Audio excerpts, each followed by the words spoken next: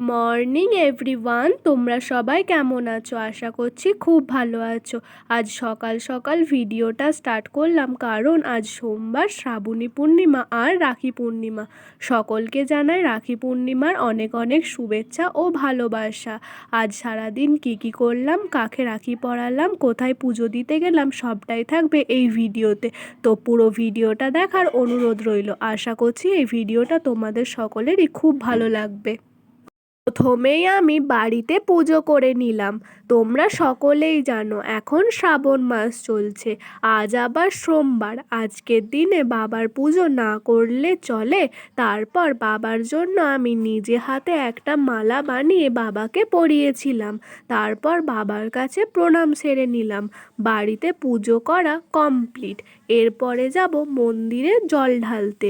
তার জন্য দুধ, গঙ্গা জল, ফুল, বেলপাতা নিয়ে তৈরি হয়ে গেছি। আমি আজ আমার বাড়ির সামনে বাবা অমরনাথের মন্দিরে পুজো দিতে গেছিলাম। হাঁটতে হাঁটতে তো মন্দিরে পৌঁছে গেছি। মন্দিরে এসে বাবার মাথায় দুধ, গঙ্গা জল ঢাললাম। জল ঢালা হয়ে গেছে। এবার বাবাকে প্রণাম করে নিলাম। তোমরা বাবার নামে একবার কমেন্টে হর হর মহাদেব লিখে দাও। তারপর দেখলাম বাবার আরতি হচ্ছিল।